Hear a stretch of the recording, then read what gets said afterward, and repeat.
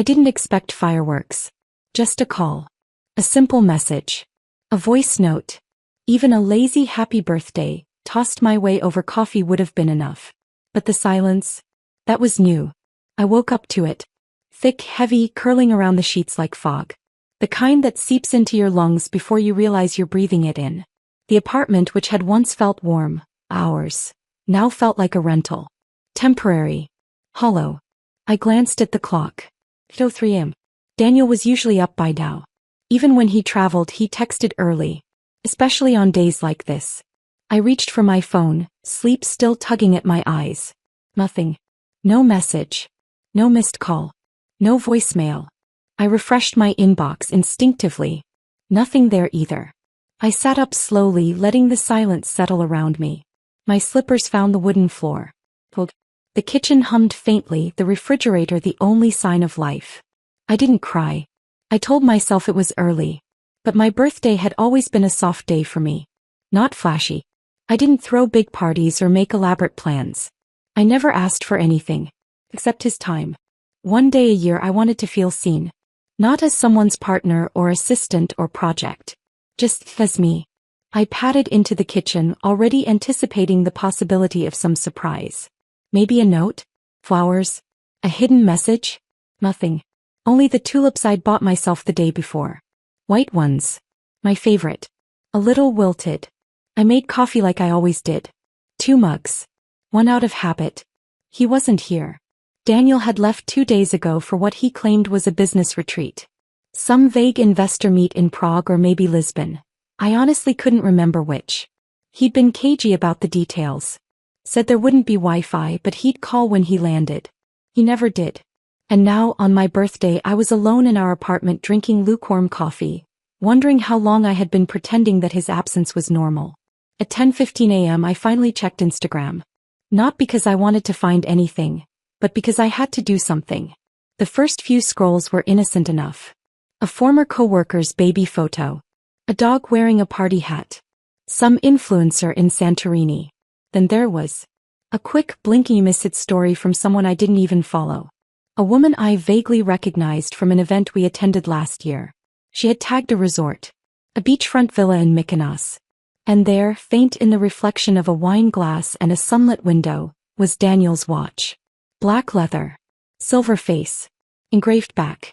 I knew that watch better than I knew most people. And I knew that smirk too. Not posed. Not hidden. Just careless. Just him caught in a moment he didn't think I'd see. He was supposed to be at a summit in Europe. He was supposed to be pitching new software models. He was supposed to be working. Not drinking sangria with a woman in Mykonos. Not today. Not on my birthday. It was strange the way time moved after that. The image disappeared. Probably deleted. Maybe she realized. Maybe he told her. Or maybe she just didn't care. But I'd seen enough. I didn't throw my phone across the room. I didn't fall apart. I didn't call my best friend or scroll through every woman's profile he'd ever liked. I just sat. And the coffee grew cold in my hands. Around noon my mother called. "Happy birthday, sweetheart." Her voice was cheerful, warm, hopeful. I forced a smile. "Thanks, Mom. Are you two going out tonight? I hope he's planning something nice." I hesitated. Then lied. "Yeah. Think so. He's planning something low-key." She sighed with relief. "Good. You deserve it. You've always been too quiet about your celebrations." I bit my tongue. Didn't say what I wanted to. That I was sitting on our couch, still in my robe with mascara from the night before smudged under my eyes. That the man I'd built 6 years of dreams with was likely half-naked in a Mediterranean villa, sipping cocktails with someone who wasn't me. That I hadn't even gotten a happy birthday. After the call I cleaned the apartment. Sounds stupid, but it felt necessary. Like if I could just make the place look right, maybe something else would fall back into place too. I scrubbed the sink. Washed the bed sheets. Threw out half-used candles and old magazines. Every time my phone buzzed my heart jumped. But it was never him. An email from a clothing store. A notification from the food delivery app. A birthday coupon. Nothing from Daniel. By 5 p.m. it was starting to sink in. Not just that he wasn't going to call. But that he didn't forget. He chose not to remember. Around 6 the sky turned gold. I sat by the window watching people pass on the sidewalk below. Arms linked, laughing, heading to dinner reservations and birthday celebrations and dates that felt fresh and tender. I used to look like that. Once. A knock at the door startled me. I opened it to find a delivery man with a small white box. "For Clara Vance?" he asked. "Yes." He handed it over. "Paid in advance. No note." I didn't even feel surprised anymore. Inside was a single cupcake. Red velvet. My favorite. One candle unlit. I stood there, box in hand, wondering if it was a peace offering or a form of mockery. Was it from him? Or someone else trying to cover up for his absence? I closed the box. Put it in the fridge. Never ate it. The rest of the evening passed in a haze. I didn't check his location. I didn't stalk her page. I just let the day end. Quietly. Like the last page of a chapter one didn't even know I was writing. At midnight, I got up from the couch, walked into our bedroom and opened the top drawer of my nightstand. I pulled out the photo strip we'd taken years ago in Paris. Goofy smiles, crooked kisses. Then I pulled out the notebook I used for my sketches. And for the first time in months, I picked up my pen. The first words I wrote were simple. He didn't forget. He just didn't care. When people talk about love that spans years, they speak in absolutes, like it's a steady climb upward. A logical progression from dating to domesticity, with shared Netflix accounts and toothbrushes by the sink. But no one talks about the slow fade. The erosion. How the very foundation you trusted to hold your weight starts to crack in places too quiet to notice. That's what happened with Daniel and me. Not a single dramatic collapse. Just decay. Silent. Gradual. Invisible to the untrained eye. We met at a tech conference in San Francisco, both pretending to be more confident than we actually were. I was a UX researcher fresh out of grad school. He was a rising product manager at a fast-scaling startup. His badge had a gold stripe. Mine was plain blue. He made me laugh within 5 minutes. That alone felt rare enough to spark something. He said I had quiet magnetism, and at the time I thought that was poetry. Now I think it was code for, you won't challenge me. Our first year was soft. He sent good morning texts. Left little notes in my bag when I had long days. We shared ramen in tiny restaurants and planned imaginary vacations we couldn't afford yet. He introduced me to his friends early and they loved me. Called me grounding, like I was some kind of stabilizer in his otherwise chaotic world. They didn't say it outright, but I could tell. Daniel was the high flyer, the loud one, the man with plans so big he never quite stayed still. And I was the one who made it all feel stable. At the time I took pride in that. Now I see the danger. The cracks didn't show until year 3. It was subtle. A missed date night here. A forgotten story there. I'd tell him something and a week later he'd act like it was news. I brushed it off. He was building something. Startups were stressful. The man barely had time to eat, let alone remember every conversation. Besides, wasn't this how mature relationships worked? You gave space. You held down the fort. You didn't make a fuss. By year 4 I stopped talking as much. Conversations turned into briefings. He'd come home from the office and collapse onto the couch, scrolling while I recapped my day in bullet points, just to make it digestible. When I tried to talk about feelings, he'd reach for logic. "You're just overthinking it," he'd say. "I don't know what you want me to do differently." And maybe I didn't know either. I only knew that it felt like we were cohabiting a memory of love rather than the real thing. Year 5 was when I first met her. Her name was Tessa. She was just a client, then. A tall, striking woman with cold eyes and a silver laptop, who joined one of Daniel's partnership meetings as a rep from a major investment firm. I'd stopped by his office to drop off lunch. Daniel introduced us. She smiled too tightly. "You're Clara?" she asked, like my name had been a puzzle piece that didn't quite fit. That night Daniel said, "She's intimidating, isn't she? But she respects results." I like that. I didn't think much of it at the time. Now I wonder if that was the first breadcrumb. By year 6 we were engaged. A quiet proposal. No cameras. No family. Just the two of us in our apartment over takeout containers and cheap wine. He didn't even kneel. Just said, "We should do this. It's time." I said yes. Not because I felt certain, but because I felt exhausted. I'd invested so much. 6 years. Hundreds of tiny compromises. The life we were supposed to build, wasn't that just around the corner? Surely this was the reward. It had to mean something. But instead of planning a wedding, we drifted. I asked about venues. He said we should elope. I talked about rings. He rolled his eyes. It's just jewelry, Claire. Don't be sentimental. I started sleeping with my back turned to him. Not because I was angry, but because I didn't feel welcome anymore. My friends noticed. Emily, my closest from college, pulled me aside one night after dinner. Are you okay? She asked. You're quieter. I laughed. I've always been quiet. Yeah. But this feels different. Like you're trying not to say the wrong thing. I looked down at my wine glass. It's just stress, I said. We both knew it wasn't. The final 6 months were a blur. Daniel traveled more. Business expansion, he claimed. Always vague. Always last minute. And when he was home, he was elsewhere. His phone was suddenly locked with a new passcode. He never left it unattended. Sometimes he'd take calls in the bathroom. Once, I caught a text flashing across his screen before he quickly turned it face down. Tessa, miss you already. I said nothing. Not out of fear. Out of certainty. Because the moment I opened that door, there would be no going back. And I wasn't ready yet. That brings us back to my birthday. The culmination of everything.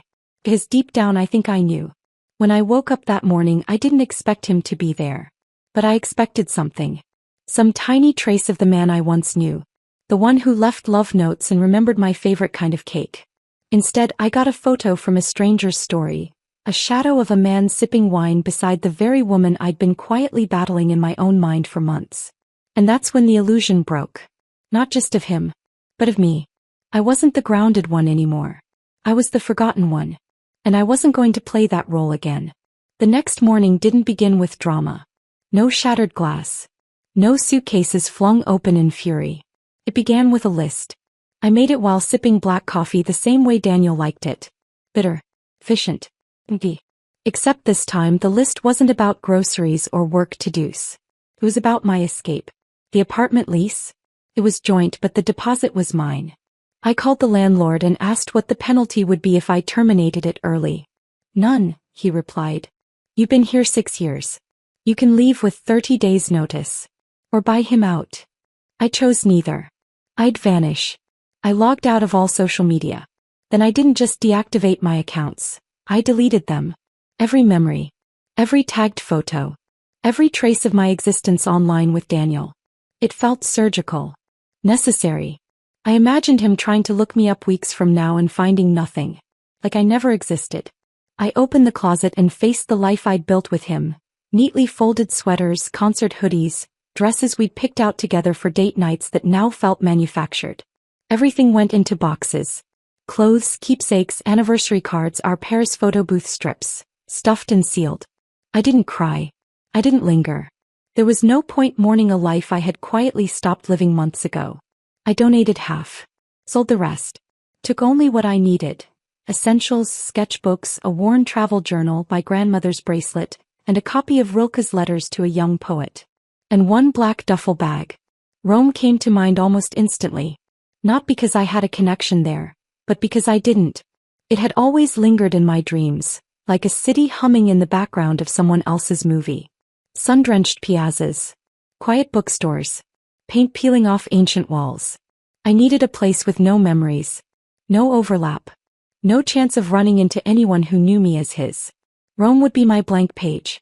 I used my old travel account to book the ticket. One way. Middle seat. No checked luggage. Then I texted Emily. Hey. I'll be off the grid for a while. Needed a break.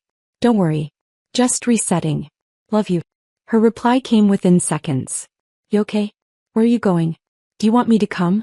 I stared at the screen for a long moment before replying. I'm safe. I promise. I'll call when I can. Just trust me. I didn't want to just disappear into silence. I wanted to leave a breath of truth in my wake. So I wrote a letter. Not to guilt him. Not to explain myself. Just to end it on my terms.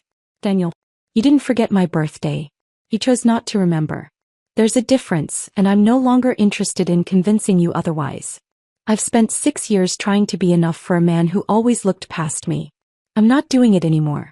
You can keep everything. The furniture, the kitchenware, the echo of us in these walls. Consider it a parting gift. I'm not angry. I'm free. Please don't look for me. There's nothing here for you to find. Clara.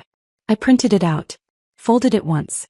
Left it on the coffee table, right where he'd see it the moment he came home. The morning I left, it rained. Soft, whispering rain that made the streets shimmer like memory. I wore jeans, sneakers, and a slate gray coat. Blended in like background music. The cab driver made light conversation in the rearview mirror. I replied with nods and small smiles. Inside, I was already gone. At the airport, I bought a new SIM card and activated an international plan. The name, Daniel, was already gone from my contacts. I didn't even flinch. My phone buzzed once. An automated text from the airline. Boarding now. Flight 8811 to Rome Fiumicino. No messages. No missed calls. He still hadn't noticed. Good. The moment I stepped onto the plane, something shifted. Not dramatically, not like in the movies. But deeply. I wasn't Clara the girlfriend anymore. I was Clara alone. Whole. Unknown. And in that unknown I could build again. The flight was long, but I didn't sleep. I stared out the window and watched the world beneath me shrink. Cities reduced to pinpricks. Oceans folding into themselves. The more distance I put between me and New York, the lighter I felt. By the time the plane touched down, it felt like breathing for the first time. Fiumicino Airport buzzed with life. Families. Tourists. Couples. Everyone moving forward. I moved with them. Customs. Passport check. Taxi queue. The driver spoke little English. I gave him the address of a guest house I'd found online. Small, ivy-covered, tucked into a quiet corner of Trastevere. First time in Roma? He asked. Yes, I said.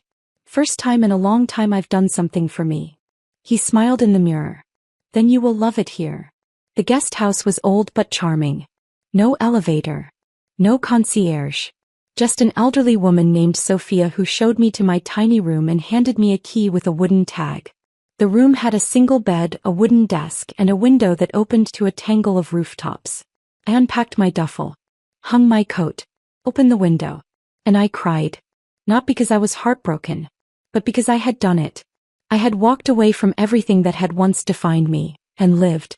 I slept for 10 hours straight. When I woke, it was to church bells and birdsong. The scent of espresso drifting up from a nearby cafe. The sky outside was blue and endless. And for the first time in years, I didn't reach for my phone. There was no one I needed to check in with. I belonged only to myself. Here's the next chapter. Daniel came home on a Thursday. The apartment was quiet as usual. He expected that. Clara often worked late or holed up in her studio, sketching in silence with a candle burning too close to the window. What he didn't expect was the emptiness. No keys on the hook. No coat slung over the back of the chair. No faint scent of lavender and sandalwood. At first he assumed she'd gone to stay with a friend, maybe Emily or Becca. He called out her name anyway. Clara. Nothing. He wheeled his suitcase into the hallway, mildly annoyed. Jet lag tugged at his eyes. His shirt was wrinkled. Tessa had left a scratch on his neck that he'd failed to cover properly. He'd need a long shower. He walked into the living room and saw the letter. One sheet. Typed. No envelope. His name in bold at the top. He read it once. Then again. And again. His heart sank slowly and then all at once. Meanwhile, I was walking through a flea market in Rome, watching an old woman haggle over porcelain spoons and feeling lighter than I'd felt in years. Back in New York, Daniel sat on the edge of the couch, letter dangling from his hand, mouth slightly open. No accusations. No screams. Just her words, echoing like a sermon. You didn't forget my birthday. He chose not to remember. He flipped the letter over. Nothing on the back. Just blank space. Like her. Vanished. His first instinct was to call her. But her number? Disconnected. He opened Instagram. Searched her name. Nothing. Facebook? Gone. Even the shared Google Calendar had been cleared. He checked the bank account. Her name had been quietly removed 2 days earlier. The electricity bill?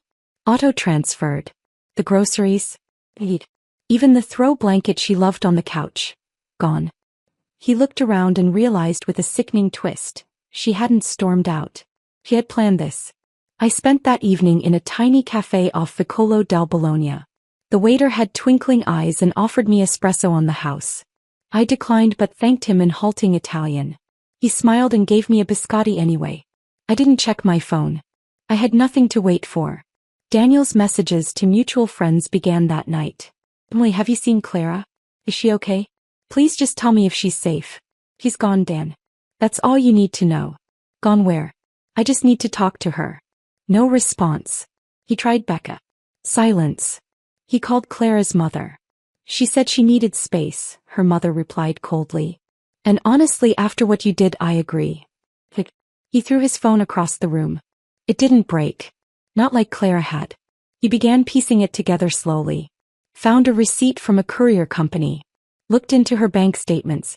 Realized she'd liquidated half their joint savings into a separate account months ago. The Clara he knew would have cried. Would have begged for closure. Would have stood in the doorway demanding answers. This Clara. She had studied the art of disappearance. And she was good at it. I visited Villa Borghese the next day. Sat by a statue and sketched the curls in its marble hair. Children ran past me, laughing in languages I didn't understand. It didn't matter. No one here knew my story. No one looked at me with pity or history. Daniel began unraveling. He searched for her in the places she loved. Her favorite bookstore, the gallery she volunteered at. He called every contact she had in her phone. Nothing. Not even a whisper. He reached out to Tessa. The woman he'd left Clara for, the one he'd thought he wanted. But something had shifted. Tessa didn't laugh at his jokes anymore. Didn't seem interested in pretending this was love. You look like you've lost something, she said bluntly over dinner. Or someone. He didn't reply. Because he had. And he knew it. In Rome I was discovering new things, quiet joys. I started volunteering at a community art center. Just once a week. Helping local kids paint murals. I didn't talk much. I didn't have to. My silence was no longer punishment. It was peace. Daniel tried showing up at my old workplace, even though I had already resigned. She's gone, the HR assistant told him. No forwarding address. Just a resignation letter that said, thank you and goodbye. In a final, desperate act, he drove to my mother's house. I just want to know she's alive, he said, eyes dark-circled and defeated. Please. My mother stared him down with more strength than I'd ever known her to have. She's not your responsibility anymore, she said. And you were never hers. She closed the door without another word. I didn't know any of this. I was in a quiet Roman bookstore when it happened. Flipping through a dusty poetry collection with yellowed pages and the smell of old ink. The owner, a kind man named Marco, gave me a discount because I told him I loved Neruda. That night I slept with the windows open and a notebook by my pillow. I sketched dreams that had nothing to do with Daniel. Daniel's apartment grew quieter over the next week. No mail addressed to Clara. No text responses. No clues. He started talking to himself. She'll come back, he muttered. She'll come back when she calms down. But every day passed and she didn't. Because I wouldn't. Because I had seen what silence could do. And I had chosen it not as retreat but as revenge. One day in Rome I received an email from a gallery, an invite to submit my work. They'd seen one of my sketches at the community center and asked if I had more. I said yes. Rome didn't heal me overnight. It wasn't a magical spell or a movie montage with orchestral music and instant clarity. No, Rome healed me slowly, like sunlight after long winter. Like peeling off layers you forgot were suffocating you. The first thing I had to relearn was how to be alone without feeling abandoned. I started with mornings. In New York they were rushed. A blur of alarms, coffee to go, rushed kisses at the door when he remembered, and texts exchanged between meetings. They weren't mine. But in Rome mornings belonged to me. I woke without alarms. Made espresso in a chipped stovetop mocha pot I bought from a street vendor. I'd stand by the open window, sipping slowly, listening to the street sweepers below and the distant sound of church bells. The city pulsed gently like a heartbeat just under the surface. And for once I wasn't racing it. I found a small art store tucked away near Campo de' Fiori. The walls were lined with hand-bound journals and pencils that smelled of pine. The shopkeeper, an older woman named Adriana, took a liking to me after I complimented her ink collection. English? She asked kindly. Sort of, I smiled. Escaping. She gave a knowing nod. Everyone comes here running from something. I bought a new sketchbook. A promise to myself. Days bled into weeks, but I didn't count them. I began volunteering twice a week at a children's art program. Sophia, the guesthouse owner's niece, ran the place and welcomed me in after I offered to help paint a peeling wall. Before I knew it, I was supervising color mixing and drawing goofy lions with 10 legs. The kids didn't know me as the girl who'd been left. They knew me as Clara, the quiet one who knew how to draw dragons and never said no to an extra cookie. It was freeing. I kept my world small on purpose. Phone off most of the day. No Instagram. No digital trail. Just me, the notebook, and the city. I journaled like my life depended on it. Filled pages with thoughts I never had time to voice before. Sketches of people I passed. Elderly couples on park benches. Women hanging laundry, lovers pressed close in alleyways. For the first time in years I felt seen, even if it was only by myself. Then came the gallery email. Apparently, one of the coordinators had seen a few of my pieces at the community center. My style was soft, emotional. Honest, they called it. They were hosting a local exhibition and offered me a spot. Nothing big, just a few framed works on a shared wall. But to me it was everything. It was a start. That was the day I met him. Leo Benedetti. It wasn't dramatic. No grand romantic meet-cute. Just a man with strong hands and a quiet presence who helped me carry a canvas frame I nearly dropped on the cobblestone stairs outside the gallery. "Careful," he said, steadying it. His voice was warm, unhurried. "Those streets like to bite back." I laughed, breathless. "They do." He was tall but not imposing. Built like someone who worked with his hands. Kind eyes. Salt and pepper stubble. A book sticking out of his satchel. "You're the artist?" he asked.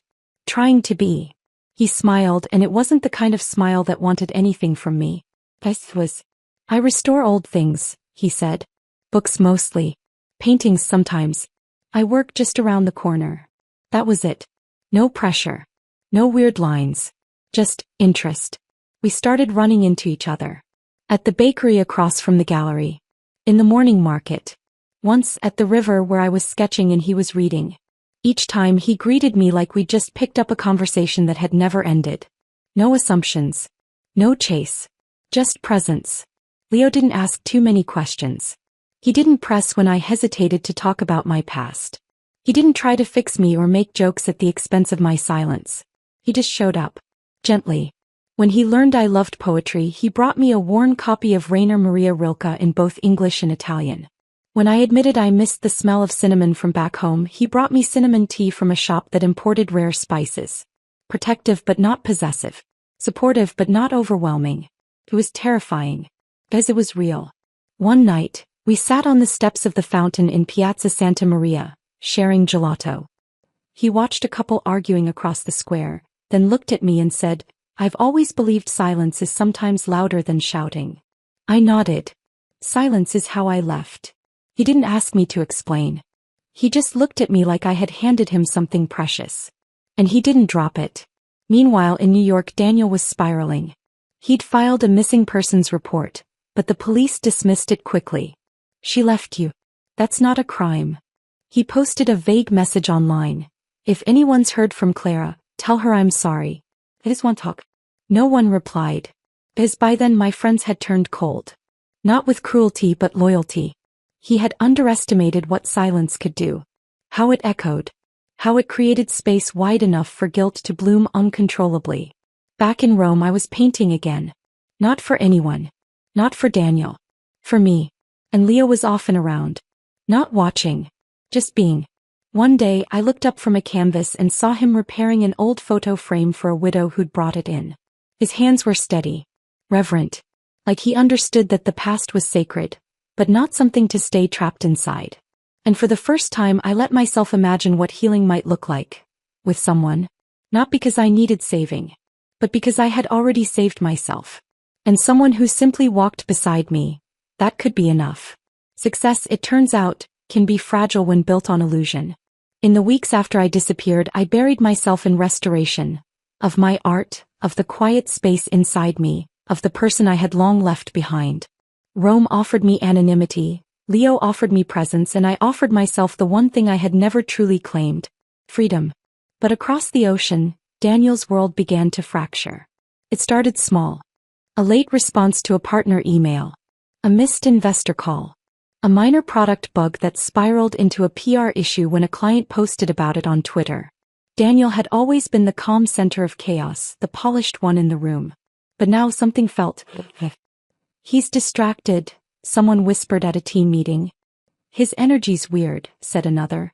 Even Tessa noticed. You're slipping, she said one night, leaning across his kitchen island in one of his old shirts. Your CEO told me you missed 3 meetings this week. Daniel didn't respond. Because he couldn't say what was really on his mind.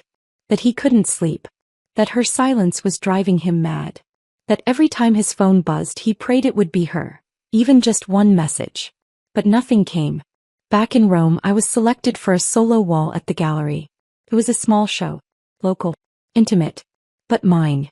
I stood there on opening night, surrounded by strangers admiring moments I had lived and bled into paper. Leo arrived midway through, quiet and steady, carrying a tiny bouquet of white tulips. I figured these deserved to come full circle, he said. I smiled, touched something real and tender. Stay with me? I asked. Always, he said without hesitation. Meanwhile, Daniel was unraveling. The media caught wind of a data leak within his startup. It wasn't catastrophic, but it was messy, and mess had never stuck to him before. One outlet called him a CEO under pressure. Another ran a headline. From disruptor to distracted. What's happening at DKC Labs? Investors pulled back. Partners stopped replying. Clients became cold. Tessa's tone shifted. This wasn't the deal, she snapped after one public blunder. I didn't sign up for your downward spiral. They fought. Loudly. Until she slammed the door and didn't come back. Daniel stood in the echo of the apartment, our old apartment, staring at the ghost of everything he thought he had control over. And then came the conference. A global tech innovation summit in Berlin. Daniel was still a name, still invited to keynote, though his assistant quietly noted that 2 sponsors had dropped from his panel. He walked on stage in a pressed suit, his smile carefully glued on. The lights were too bright. The room too cold. He started his speech. Midway through he froze. As he saw me. Front row. Sitting beside a man he didn't recognize. Leo. I wasn't meant to be there as an audience member. I was one of the speakers. A segment titled Designing Emotional Resonance. Art Meets Technology. My name was in the program. Clara Vance, artist, narrative designer, Rome Studio Collective. His world tilted. I didn't look at him. Not once. Leo beside me leaned in to say something. I laughed easily, warmly. Daniel forgot the next line of his speech. Fumbled. Covered with a joke that didn't land. He made it through, but barely. Later I delivered my talk. I spoke of human-centered design, the power of memory, the dignity in subtlety. The room was full. The applause genuine. Daniel sat in the back now. Alone. When I stepped off stage he tried to catch my eye. I turned away. He followed me into the networking hall. Clara, he called out, breathless. I stopped, not for him, but for the weight of what I carried. I faced him. He looked wrecked. Not the charming man I once loved, but a hollowed version. Ty Askew. Eyes bloodshot.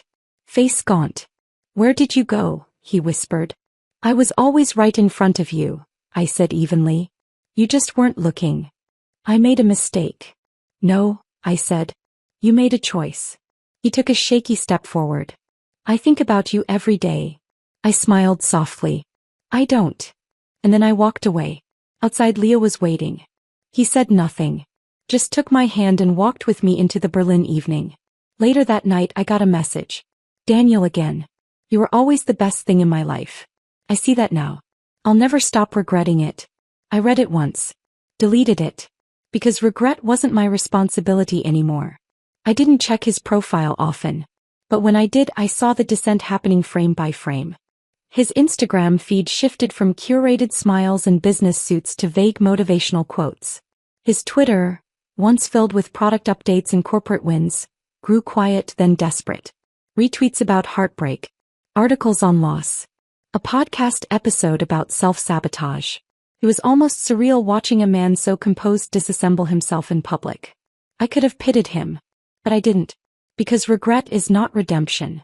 It's just the aftermath. After Berlin, Leo and I flew back to Rome together. He didn't ask what Daniel had said. He didn't try to dissect it. He simply reached for my hand once the plane lifted and held it like a promise, not a performance. I realized then what safety felt like. Not quiet compliance, but quiet presence. Meanwhile, Daniel was imploding. It wasn't loud, at least not at first. But the cracks deepened.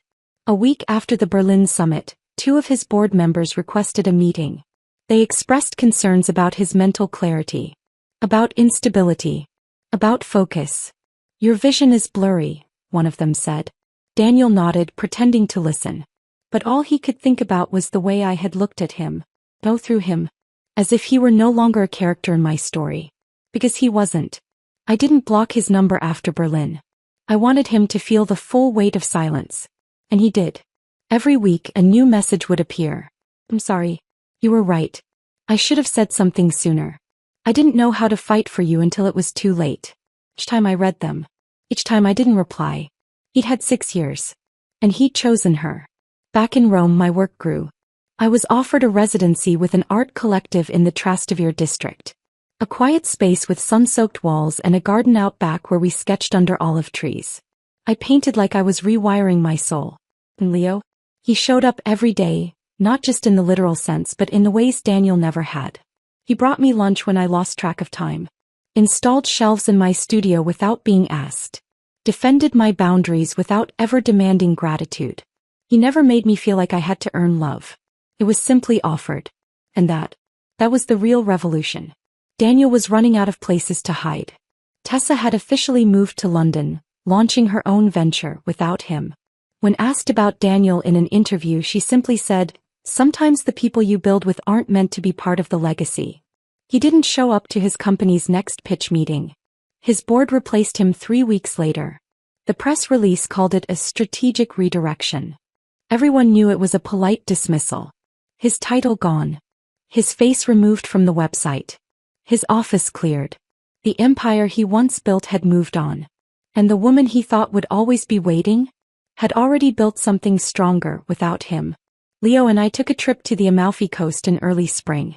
It wasn't extravagant. Just a weekend. But it felt monumental. One morning as we walked along the cliffside paths near Ravello, I paused, overwhelmed by the stillness, the green cliffs dropping into endless blue. He looked at me quietly and said, "You don't flinch anymore when you're happy." I blinked. And realized he was right. I used to brace for the crash. For the lie beneath the kiss. The betrayal behind the compliment. Well, I simply was. Daniel sent a long message 2 nights later. "I saw your photo in Amalfi. You looked beautiful. I'm sorry I didn't say that more often. I didn't deserve you, but I wish I had fought for you sooner. Can we meet? Just once. I need to tell you what I couldn't before." I let the message sit there. Then archived it. Because closure is not something you get from someone else. It's something you decide. I never told Leo everything about Daniel. Not in detail. But he knew enough. And one night as we sat with our feet dipped in the Tiber, the moon curling over the water, I asked him, "What do you do when someone tries to come back only after they realize what they've lost?" Leo didn't hesitate. "You remind them they lost you the moment they treated you like you were disposable. And then..." He smiled, warm but fierce. "And then you close the door. With kindness. And lock it with your joy." Daniel kept trying. But each attempt felt more hollow. His final message came quietly 2 months later. "I hope you're happy. You deserve that. I just wish it had been with me." I didn't delete that one. But I never replied. Because I didn't need to. My life was speaking for me. The morning of my wedding was quiet. No chaos. No tears. No runaway bride stories or last-minute nerves. Just Rome, glowing golden, the city humming softly in the background like it had been preparing for this all along. Leo and I had chosen a small villa tucked in the hills outside the city. Olive trees, white roses, stone archways covered in vines. It was more ceremony than spectacle. No guest list swollen with strangers. Just a handful of friends, a string quartet and sunlight. I didn't wear a veil. I didn't walk down the aisle with trembling hands. Because I wasn't walking into a new life. I was walking into a life I'd earned. Sophia cried. Marco from the bookstore read a poem. Adriana brought me a silk ribbon with our initials stitched into it by hand. My dress wasn't couture. But it was mine. Soft ivory silk. Sleeveless. No fuss. I didn't wear diamonds. Just my grandmother's bracelet. And a small white tulip tucked into my hair. Leo waited beneath the arbor. He looked like sunrise. Calm, warm, certain. And when I reached him, he didn't say, "You look beautiful," even though I knew he thought it. He said, "You are here. That's all I need." And my breath caught, not from pain but from peace. We said our vows in Italian and English. I promised to remain soft without folding. To remain honest without hiding. To love him not for saving me, but for walking beside me while I saved myself. He promised to stand steady. To protect without caging. To never let silence become neglect. When we kissed, it wasn't a firework. It was a promise fulfilled. We danced under string lights. We toasted with lemon spritzes. We kissed again not because people were watching, but because we wanted to. And for a moment the ache I had carried for years no longer lived in me. Only joy. Daniel arrived at dusk. Late. Dressed in a navy suit that no longer fit the man he used to be. He wasn't on the guest list. I hadn't told anyone to stop him. As I knew he would come. He stood just outside the courtyard by the olive tree. Watching. Not moving. Not even breathing, it seemed. Until Leo noticed. He turned to me gently. "Do you want me to ask him to leave?" "No," I said, my voice steady. "He needs to see." So we walked. Hand in hand, across the courtyard. Past guests, past the flower-covered fountain. Until we stood just feet from the man who once forgot my birthday while vacationing with another woman. He looked older. Like time had pulled at him with cruel hands. His eyes were red-rimmed, his shoulders hunched. He stared at me like someone witnessing a miracle he was no longer allowed to touch. "Clara," he whispered. I said nothing. Leo stayed beside me. His arm around my waist. Moving. Present. Daniel swallowed hard. "I didn't come to ruin anything. He faltered. "I needed to see you. One last time. To say goodbye. To say, I'm sorry. And I know it's too late. I know that now." I looked at him for a long time. Then I said gently, "You didn't just lose me, Daniel. You gave me away. Piece by piece. Until I had nothing left to offer you that you hadn't already taken for granted." He nodded slowly. "I know. I never needed you to be perfect," I said. "Just present. Just willing." And I wasn't. No. You weren't. The air between us pulsed with the weight of 1,000 unsaid things. "I hope," he started, voice cracking. "I hope he gives you everything I never did." I looked up at Leo, who was already doing that and more. "He already has." Daniel stepped back. "I won't bother you again." And I believed him. Because some goodbyes don't need doors slammed or letters burned. Sometimes the most powerful goodbye is standing there, whole and happy, while they realize they are now just a memory. He turned. Walked slowly down the gravel path. And didn't look back. Not once. That night, as the stars blinked into place and laughter filled the villa's courtyard, Leo and I snuck away for a moment of quiet. We sat on the balcony, shoes off, feet tangled. He kissed the inside of my wrist. "Was it hard?" he asked. "Saying goodbye? Saying it this way?" I thought for a moment. "No," I said softly. "Because I stopped loving him long before I left. I just didn't know it until I finally remembered how it felt to be loved back." Leo didn't say anything. He just kissed me again. And that was enough. Sometimes silence is the loudest kind of revenge. Sometimes disappearing is the sharpest kind of clarity. But the real victory? It wasn't walking away. It was never needing to go back. The end.